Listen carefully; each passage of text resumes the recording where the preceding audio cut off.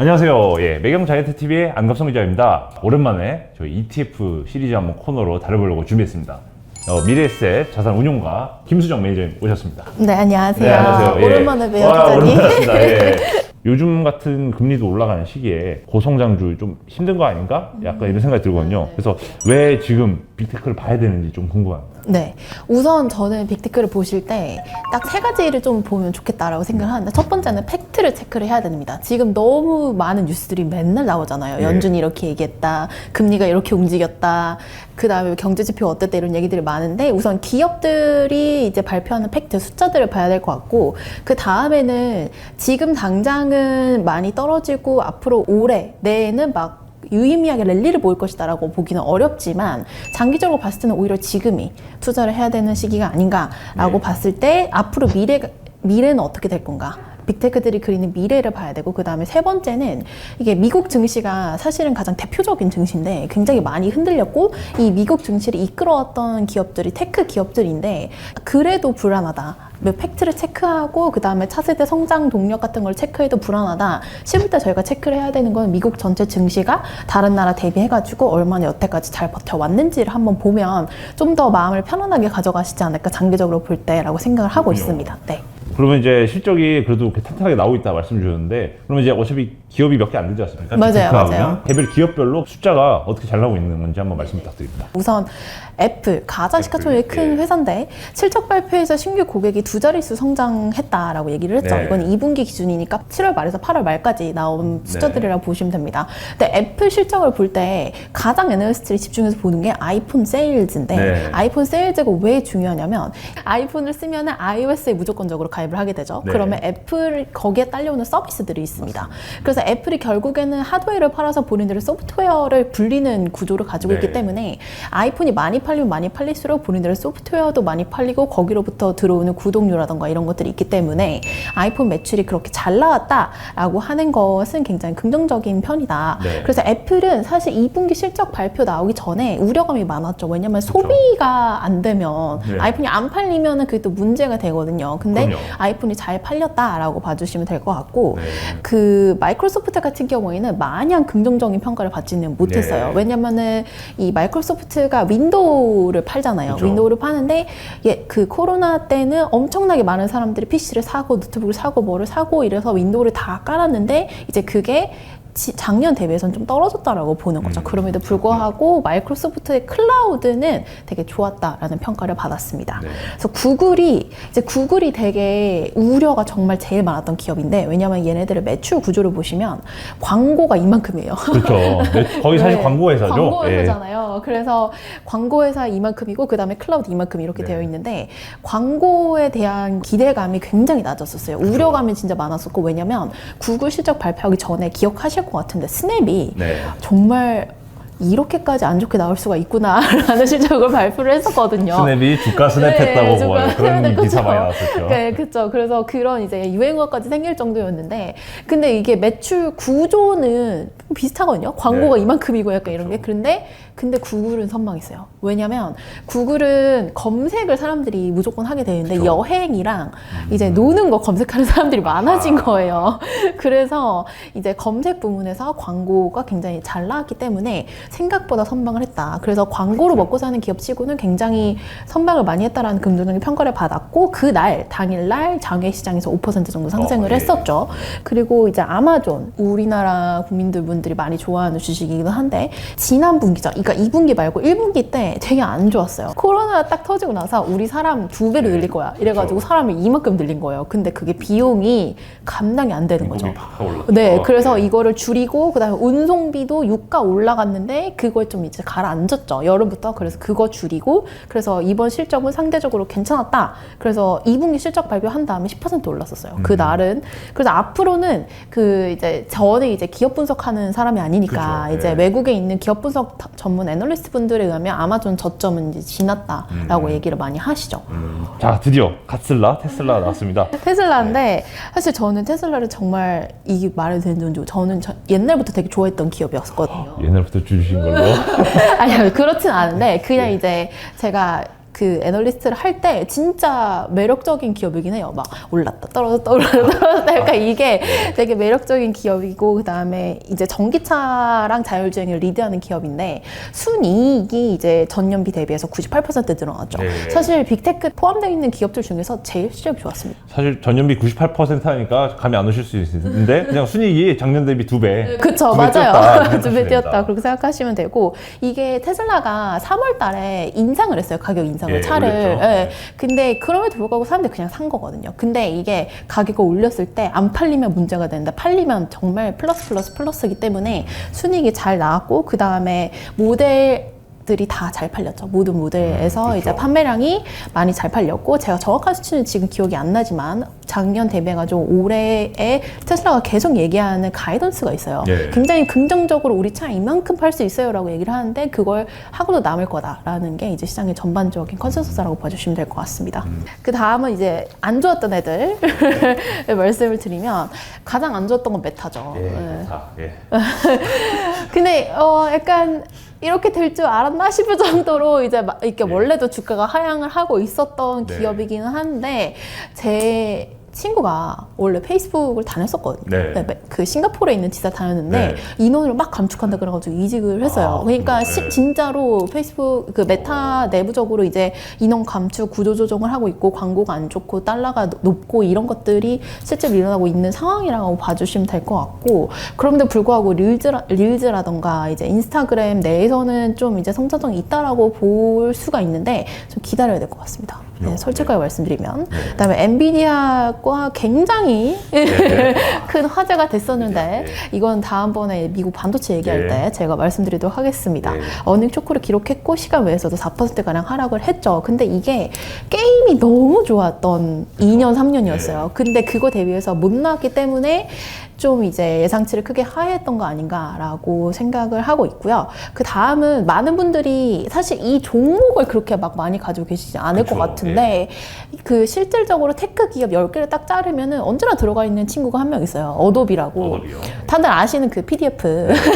다들 돈 내고 쓰기 싫어하셔서. 사실 이 회사가 굉장히 꾸준히 잘 해왔던 회사고 그 경기라던가 이게 매크로적인 상황이라던가 달러 강세라던가 이런 것들이 조금 이제 보수적으로 가이던스 제시하는 이유기는 하지만 순신규 매출이 얼마인지가 매우 중요합니다. 얼마나 많은 사람들이 더 구독을 시작을 했는지 이거를 분기로 나눴을 때 얼마나 많은 돈이 들어오는지 몇 명인지 이런 건지가 중요한데 2분기 디지털 미디어 순신규 매출은 4.6억 달러 추가했고 사실은 이게 전 세계적으로 팔리는 소프트웨어잖아요. 예.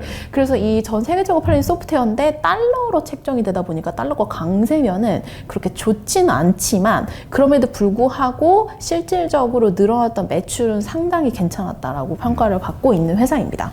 그리고 원래 얘네는 그 9월 달에 학기를 시작하기 때문에 미국은 그렇죠. 얘네들은 3분기가 이제 제일 좋은 제일 잘 팔리는 이제. 제일 잘 팔리는 학교 가기 전에 시즌입니다. 미리 소프트 이런 거 네, 깔아야 준비하겠죠? 되니까. 네. 네, 그렇습니다. 그래서 전반적으로 가이던스를 공개한 기업들도 있고 공개하지 않은 기업들도 있는데 공개하지 않았다고 안 좋다라고 보기는 어렵고 네. 공개를 한 기업들도 마냥 보수적으로 제시를 했다고 아 이게 계속 안 좋을 거다라고 보기는 어렵다. 그래서 사실은 이 빅테크 기업들이 모두 다 실적 발표를 하고 난 다음에 시장의 컨센서스는 그래도 빅테크는 빅테크다. 그래도 제일 선방을 했고 매크로나 인플레이션이나 달러 강세에 불구하고 견조한 모습을 보여줬다라는 게 총평이라고 보시면 될 것 네. 같습니다. 자, 과연 이런 인플레 시대가 만성화된다면 앞으로 10년 동안은 주도주 자체가 미국 빅테크에서 바뀌느냐 아니면 앞으로도 기술 혁신을 끼고 있는 미국 빅테크들이 잘 나갈 것인가 이 질문인 것 같아요. 굉장히 많은 고민이고 굉장히 많이 질문 주시고 저도 개인적으로 굉장히 많은 고민을 해왔는데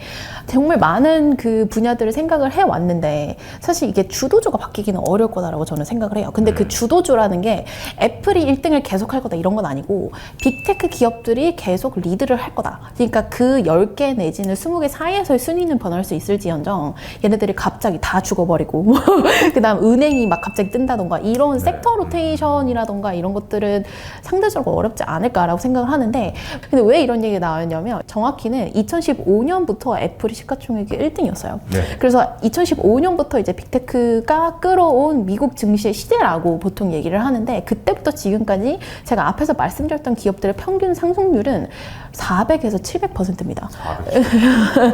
그러니까 너무 많이 오른 것들을 다 빼고 아웃라이어라고 해서 다 빼고 그렇게 계산을 하더라도 이 정도가 나옵니다.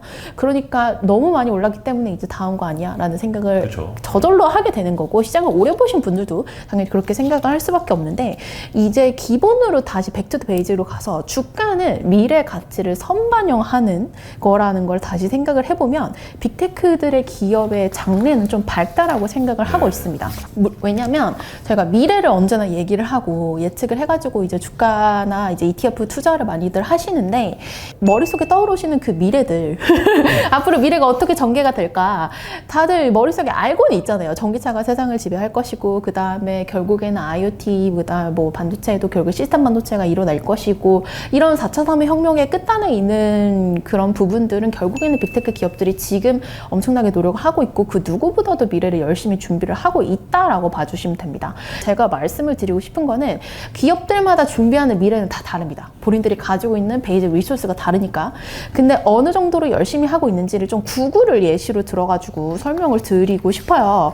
우선 구글이라는 회사가 굉장히 저는 옛날부터 흥미롭다고 생각을 했는데 CES 다들 아실 거예요. 네. 이게 보통 이제 CES에서 나온 기술력을 보고 앞으로는 이게 되게 주요한 기술력이 되겠구나. 이게 미래를 이끌 것이구나. 라고 테크 업계 관계자분들이 굉장히 많은 관심을 가지고 보시는데 거기서 나왔던 모든 기술 구글이 2년, 3년, 빠르게는 6, 7년 먼저 보통 제시를 합니다. 네. 그러니까 얘네들이 이제 훨씬 빠르게 제시를 했던 기업들이라고 봐주시면 될 것 같고 구글이 사실 제가 아까 실적 발표를 말씀드릴 때 광고 매출이 이만큼이고 그 다음에 클라우드 매출이 이만큼이에요 말씀을 드렸는데 이게 구글을 실적 발표로만 보기에는 너무너무 아까운 기업이에요. 대부분의 빅테크 기업들이 다 그렇습니다. 실적 발표에 나왔던 팩트만 보기에는 얘들이 준비하고 있는 미래가 이만큼이라는 거죠. 사람들이 모르는 구글의 구조를 보시면 이게 알파벳의 저는 투데이 투모로우 퓨처라고 제가 이렇게 나눠놨는데 상당히 많은 자회사와 상당히 많은 투자를 하고 있습니다. 네.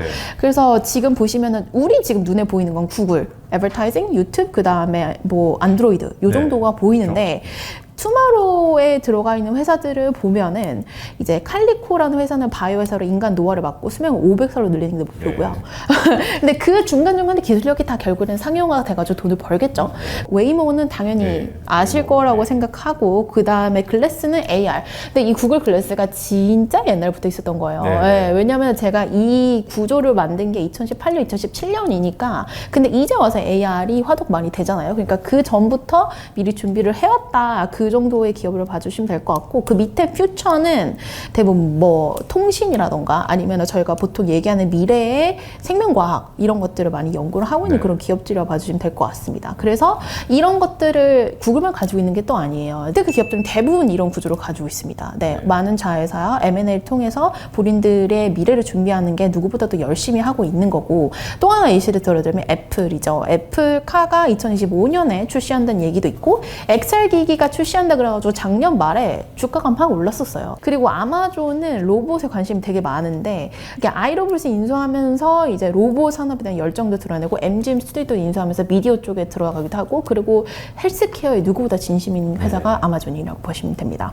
그리고 마이크로소프트 같은 경우에는 오픈 AI랑 메타버스에 관심이 되게 많은데 실제로 그 마이크로소프트 홈페이지 들어가시면은 샵인 3D 익스피리언스 그래가지고 본인들이 집에서 마이크로소프트에서 제공하는 물품들을 3D로 체험할 수 있는 막 VR 이런 것도 다 열심히 하고 있거든요. 그래서 이렇게 말씀드린 것처럼 아낌없이 투자하고 미래를 준비하는 미국 빅테크 회사들이기 때문에 미래 가치, 앞으로 미래가 어떻게 될지를 저희가 대부분 알고 있어요. 왜냐면 공부를 많이 했다면 왜냐면 그런 것들을 거의 하나도 빼놓지 않고 준비를 하고 있는데 큰 자본과 R&D 그 다음에 주가라는 게 미래 가치를 땡겨와가지고 환산을 하는 거라면 지금 매크로 상황들이 좀 완화가 된다. 인플레이션이 잡히고 혹은 인플레이션이 좀 그게 높게 진행이 되더라도 그 이후에 주도주가 바뀔 위험은 좀 없지 않을까. AI, 클라우드, IoT, 메타버스, 신재생에너지 시대에서 그 미국 빅테크 기업들 장기적인 성장성은 여전히 기대가 된다라고 말씀을 드리고 있습니다. 이 타이밍에 한번 그러면 미국 증시에 대한 비중 점진적으로 이제 확대해 나가는 거에 대해서 좀 어떻게 생각하시는지 궁금해요. 사실은 저희가 장기적으로 봤을 때 환율은 굉장히 가변적인 요소 네. 중에 하나고 되게 단기적으로 매크로라든가 금리 때문에 가변적인 요소 중에 하나라고 판단을 했을 때 미국 기업들의 불안이 그럼에도 가시지 않는다. 지금 투자할 건 아닌 것 같다라고 하시면 적립식으로 이제 쌓아 나가시는 것도 괜찮다라고 말씀을 드리는 게 20년 동안의 미국이랑 중국, 일본, 영국, 프랑스 되게 주요 국가죠. 이런 국가들의 주가 차트를 쫙 그려보면 변동성은 제일 낮은데 수익성은 제일 좋아요. 보통은 변동성이 높고 수익성이 좋고 위험할수록 수익성이 좋다라고 그렇죠. 얘기를 하는데 미국 증시 같은 경우에는 그래프 보시면 아시겠지만 변동성은 영국보다 조금 높고 나머지보다 훨씬 더 낮은데 수익률은 정말 압도적으로 높습니다. 예, 로우 리스크 하이 리턴이네요. 예. 굉장히 불안하더라도 이제 장기적인 관점으로 봤을 때 이제 적립식으로 투자에 나가시거나 아니면 환율이 조금 진정됐을 때 이제 다시 생각을 해보시거나 이런 생각들을 이제 가져가시면 좋을 것 같습니다. 그렇군요. 자, 그러면 구체적으로 어떤 ETF 상품을 이제 담아야지 이런 미국 빅테크 기업들에 골고루 좀 투자를 할 수 있나요? 네, 여러 가지 방법들이 있는데 사실 가장 대표적인 방법은 그 타이거 미국 테크 탑10 INDXS ETF에 투자하시는 네. 겁니다. 이 10개의 기업에 딱 투자를 하는 ETF라고 봐주시면 되고요. 그 다음에 리밸런싱 주기가 있기는 한데 리밸런싱이 너무 자주 되면 또 어렵잖아요. 그쵸. 그래서 저희가 시가총액 순으로 봤을 때 12위에서 벗어나지 않으면 이렇게 리밸런싱을 네. 진행하지는 않습니다. 편입 편출이 없습니다. 네. 그다음에 나는 조금 더 분산 투자된 게 좋다라고 생각을 하시면 타이거 미국 나스닥 100 ETF에 투자하시는 것도 방법입니다. 아, 예. 타이거 이거 미국 나스닥 100은 워낙 뭐 많은 분들이 이제 선호하시는. 유명하긴 하죠. 예. 네. 그래서 나스닥 100 지수도 결국에는 이제 빅테크 기업들 다 포함되어 있고 얘네들이 리드를 하는 그 지수인데 좀 더 분산 투자가 되어 네. 있다. 변동성이 좀 더 낮다라고 봐주시면 될 것 같고요. 구성 종목은 병행될 수 있지만 그럼에도 불구하고 앞으로의 주도하는 섹터는 그렇게 크게 변경되지 않을 것이다. 네. 물론 그 제가 이제 언제나 말씀드릴게요. 리스크도 함께 말씀을 드려요. 네. 랩업을 할 때. 왜냐면 지금 리스크를 말씀 안 드리기에는 시장이 워낙에 좀 어렵거든요. 그래서 환율이라든가 인플레이션, 그다음에 금리 인상 이런 것도 다 리스크기는 하지만 월가에서도 의견이 굉장히 많이 갈리고 있습니다. 이제 JP 모건은 이제 남아있는 2022년 연말로 가면은 사실 빅테크들 다시 반등 다 할 거야라고 얘기를 하기도 하고요. 그다음에 애플 전문 투자자로 알려진 이제 미국의 애널리스트 분은 애플은 몇 년 동안 40%에서 50%더 올라갈 거다라고 얘기를 하는 분들도 있고, 근데 지금 상황에서 인플레이션 환율 이런 걸 생각했을 때는 조금 지지부진하지 않을까라고 말씀하시는 분들도 있어요. 그래서 저희가 말씀드린 거 장기적으로 적립식으로 그 미국의 과거라던가 네. 얘네들이 준비하고 있는 미래를 함께 보시고 접근하시면 되게 좋을 것 같다라고 네. 말씀을 드리는 편입니다. 아, 감사합니다. 두 가지 ETF 상품 알아봤는데요. 타이거 미국 테크 탑10 INDXX ETF, 그리고 많은 분들이 이미 조금씩 갖고 계실 타이거 미국 나스닥 100 ETF, 이 두 개 소개해 주셨습니다. 보다 시총 상위주에 집중하는 게 이제 탑10 이라고 봐주시면 됩니다. 탑10 ETF고, 이제 나스닥 100에 투자하실 분들은 워낙 뭐 TQQQ 그만 사시고 이제 한 배짜리 좀 건전한 투자를 한번 타이거 미국 나스닥 100 ETF로 준비해 보시는 게 어떨까 싶습니다. 다음 시간에도 알찬 ETF 상품으로 여러분들 찾아뵙도록 하겠습니다. 이상 자이언트TV의 안검성 기자였습니다. 감사합니다. 감사합니다.